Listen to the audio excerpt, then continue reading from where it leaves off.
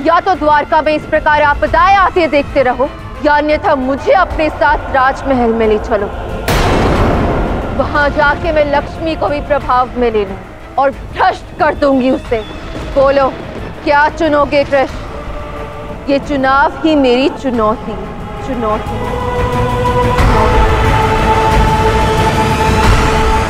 तुम एक बहुत बड़े भ्रम में हो लक्ष्मी, और इसी भ्रम के कारण तुम कुकर्म किए जा रही हो। यदि मैं तुम्हें अपने साथ राजमहल ले भी जाऊं, तब भी तुम में इतनी शक्ति नहीं है कि तुम लक्ष्मी को भ्रष्ट कर सको। और तुम्हारा ये आत्मविश्वास अब तोड़ना अनिवार्य हो चुका है। और इसी कारण से मैं तुम्हें अपने राजमहल में आने के लिए स्वयं आमंत्रित करता।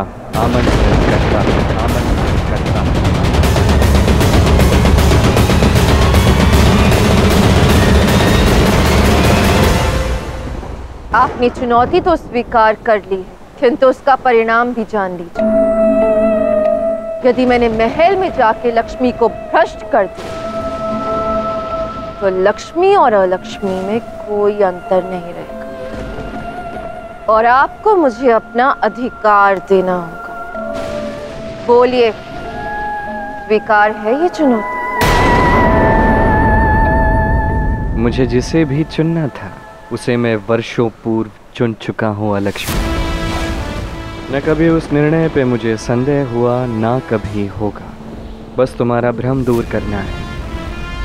मुझे ज्ञात है, अमावस की रात्रि में तुमने समस्त नकारात्मक शक्तियों को एकत्रित करके द्वारका को हानि पहुंचाने का प्रयास किया था। मैं तुम्हें पूर्णिमा तक का समय देता। पूर्णिमा तक यदि तुमने लक्ष्मी को किसी प्रकार से भ्रष्ट कर दिया, तो मैं स्वयं तुम्हें तुम्हारे अधिकार प्रदान करूंगा। ये मेरा वचन है। किंतु यदि ऐसा नहीं हुआ, तो तुम्हें उसी क्षण द्वारका से प्रस्थान करना होगा लक्ष्मी, क्योंकि एक ही स्थान पे लक्ष्मी और अलक्ष्मी साथ नहीं रह सकते। और यदि मुझसे पूछा जाए तो सहस्त्र बार मैं केवल लक्ष्मी को ही चुनूंगा। मुझे आपकी ये चुनौती स्वीकार। ये चुनौती नहीं, वरदान है मेरी।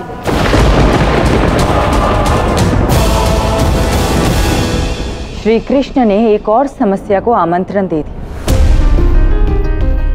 अलक्ष्मी अत्यधिक विनाशकारी है महादेव। वो कृष्ण को राधा से छीनने के लिए कुछ भी कर सकती। अब राधा इस स्थिति को कैसे संभालेगी? चिंता मत कीजिए, क्योंकि इस समस्या से निकलने का मार्ग भी स्वयं श्री कृष्ण ही प्रशस्त करेंगे। अब अलक्ष्मी और लक्ष्मी के मध्य एक अविस्मरणीय युद्ध होने जा रहा है। श्री कृष्ण ने अलक्ष्मी को इसीलिए आमंत्रित किया है कि उसका अहंकार, उसका भ्रम टूटे।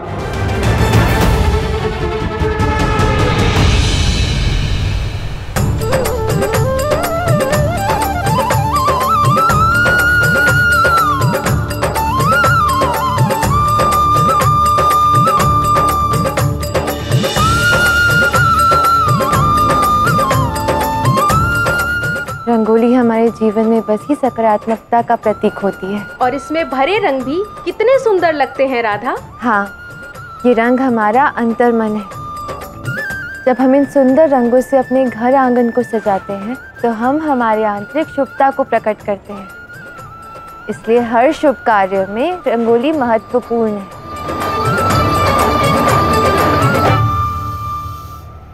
द्वारका में प्रवेश करने के पश्चात जब तक मेरी इच्छा ना हो, कोई मेरे विषय में ज्ञात नहीं कर पाएगा।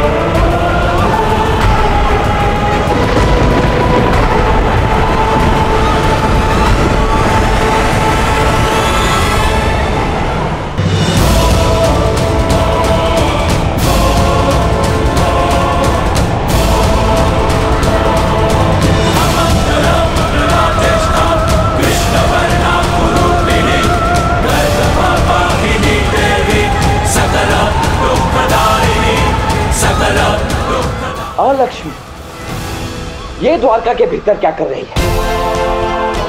इसी मायाविनी के कारण तो द्वारका में इतना विनाश हुआ। ऐसी महाविनाशक स्त्री के लिए द्वारका में कोई स्थान नहीं।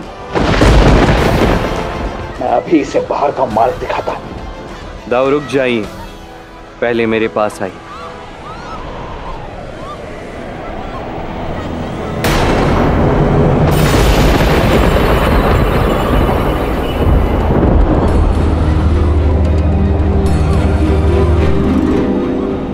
ताऊश्री कहाँ जा रहे हैं? मुझे भी इनका पीछा करना होगा।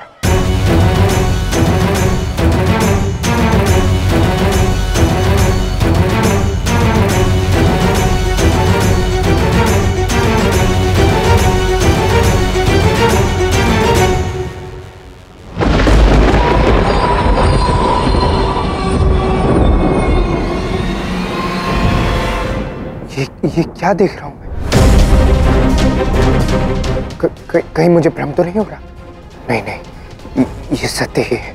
और इसीलिए ताऊश्री पिताश्री से मिलने के लिए इतने व्याकुल हैं। अब बस देखना ये है कि ताऊश्री और पिताश्री क्या करते हैं। खाना, ये सब क्या हो रहा है द्वारका में? स्वागत और सज्जा। देखिए कितने सुंदर पुष्प हैं। ये देखिए, वैसे तो मैं एक माला बना रहा था पर वो टूट गई। अब पुनः एक बार पुष्प एकत्रित करके माला बनाने जा रहा हूँ। खाना, तुम भली भांति जानते हो मैं इस सामग्री के विषय में नहीं, अभी तो उसके विषय में बात कर रहा हूँ। वो यहाँ द्वारका के भीतर कर क्या रही? कौन? कान्हा वही जो राधा की भांति दिखती है।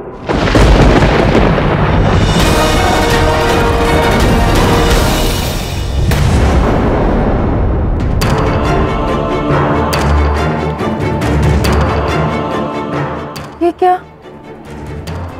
जल में मेरी परछाई इतनी विचित्र क्यों दिख रही है? मेरे मुख पे ऐसे भयावह भाव।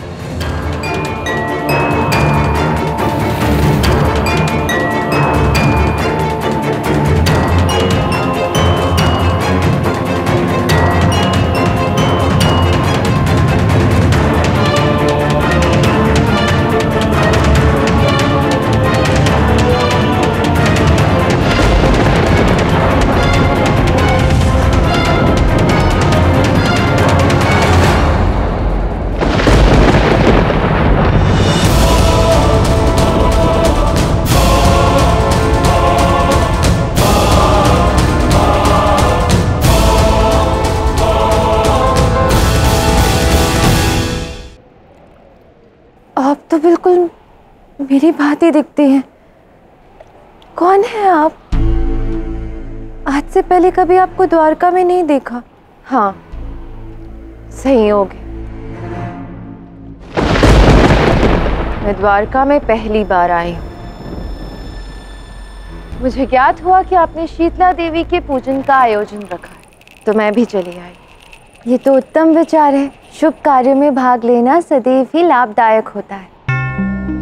वैसे मुझे तो ज्ञात ही नहीं था कि मेरी भांति दिखने वाली कोई और स्त्री भी हो सकती है, किंतु मैं जानती थी। कई व्यक्तियों के मुख से इस विषय में सुना था मैं। आप द्वारकाधीश की महारानी हैं। कहाँ मैं और कहाँ आप।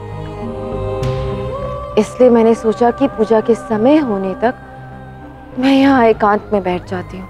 नहीं, वैसे मैं महारानी नहीं, कृष्ण की सखी हूँ। और क्या आप जानती हैं कि द्वारका में यदि कोई भी आता है तो वो द्वारका का अतिथि होता है। आपको मेरे साथ महल चलना होगा। और देखिए, मैं यहाँ द्वारका में आपसे परिचिता भी हूँ। चलिए, हम साथ मिलकर देवी शीतला का पूजन करेंगे। देखिए, आपको कहीं बाद में पछतावा ना हो, क्योंकि मेरा स्वभाव थोड़ा विचित्र है। अर्थात निमंत्रण मिलने पर मैं उसे तुरंत स्वीकार जो कर लेती हूँ। तो ये तो अच्छी बात है ना, ऐसा ही स्वभाव होना चाहिए। पता नहीं आप क्या सोचेंगे, किंतु मुझे आपको पहले ही बता देना चाहिए। यदि मैं किसी एक स्थान पर रहती हूँ तो वहाँ कई दिनों के लिए रुक जाती हूँ, मानो अपना ही घर। अब तो आप समझ गई ना, यदि मैं आपके साथ महल में आई तो कहीं आपको असुविधा ना हो। मुझे कैसे असुविधा हो सकती है? मैं तो स्वयं आपको निमंत्रण दे रही हूँ। और जानती है, द्वारकाधीश का महल बहुत विशाल है। आपका जब तक मन करे आप तब तक वहाँ रुक सकती हैं। और हाँ, मैं आपको वचन देती हूँ कि मैं आपको कभी राजमहल से जाने के लिए नहीं कहूँगी।